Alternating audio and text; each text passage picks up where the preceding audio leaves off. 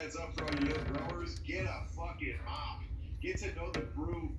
Give the broom a name, because you should be dancing with that bitch every day. It's fucking crazy how it's total title shift in your brain from what you thought you were going to be doing to what you're actually doing. It's fucking funny. Yeah, I can relate to that one a lot. So, just to kind of wrap up this last little section we've been talking about, Matt Wright has put forward this joke, but I reckon it would be great, right? Where we have like a WWF ring at like the Cannabis Cups and people can like settle their beef in that. Would you sign up for it? Absolutely. Absolutely. No WWF though. We gotta put some gloves on or let me actually smack some of these kids. Put geese on them and we can actually do some jiu-jitsu or something, but no WWF. As long as I really get to fucking show them my intention. I love it, and you just segued perfectly into the next question, whereby I was going to say, how do you think jiu-jitsu plays into the cannabis lifestyle? Because we see that they're so heavily intertwined in their usage among the practitioners of both. What do you think it's about the both that draw people to both of them? Well, the first thing is probably the healing aspects of cannabis, spiritually and mentally. There really are cleansers. You can let a lot of shit go just by having a good session, a really good herb session or dab session. You feel different when it's done, if it's done the right way. A lot of people just abuse marijuana and abuse extracts. They don't really truly use it as the medicine that it's been gifted to us as. Jiu-jitsu players, I find, tend to be cruisers. Like a lot of jiu-jitsu guys are just these like cruiser types, right? The surfer mentality, the cruise through life type, man. That's where pot is like, it always finds the cruisers, man. It's a cruiser drug. It feels good. It makes food better. It makes movies better. It makes sex better. It makes jiu-jitsu better.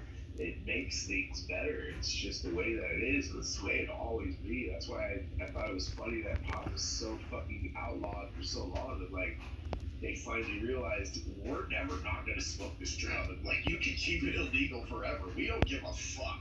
So they're like, we better legalize this and make money off of it the other way. It's like, yeah, you should probably do that because we love pot. Like people love pot, and they're always gonna love pot because it's fucking amazing. So it's definitely not just jiu-jitsu. You go to the NBA, like almost fucking like easily half the NBA smokes pot. NFL players, a bunch of them would love to smoke pot for healing their bodies and instead of taking pills and shit. Like it's not just jiu-jitsu, it's the way it is. And if we really dove into it, we would quickly find out that a bunch of our school teachers and a bunch of our bankers and a bunch of pot is just really pretty fucking prevalent in our society. It's just one of those things that was kind of not talked about as much, and alcohol was really promoted and people were kind of just quiet about it, about the pot part, but they were definitely doing it, that's for sure.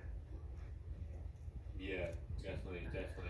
So you kind of touched on how there are some sports where the players would benefit from being able to use it but currently aren't allowed. What do you think will be some of the first sports to open it up? And do you think UFC might be one of them? Yeah, the UFC, the NFL, and the NBA, I can all see in the next few years just releasing as the federal government's leading back and different states are leading back into legalization. Like, it's only a matter of time, dude. We never thought that we would see this. When we were kids, if you told me, hey man, one day you'll be able to just walk in stores and buy pot, walk across the street, walk in a different store and buy pot, I'd be like, you're fucking crazy. But that's where we're at, so it's definitely changing, and it's changing pretty crazy how fast it's changing, but we'll see. I don't think we're gonna see anything but progression. So that's part of progression is releasing people from its clutches of illegality. It's pretty fucked if you have a job and you start to piss in a cup and all you want to do is smoke a little bit of pot. You can't because you don't want to lose your fucking job that pays you $75,000 a year. Because God forbid you have to go make $60,000 a year. It's like you're already struggling. It's like they've got everybody by the balls. It's really weird. This whole story, how it's getting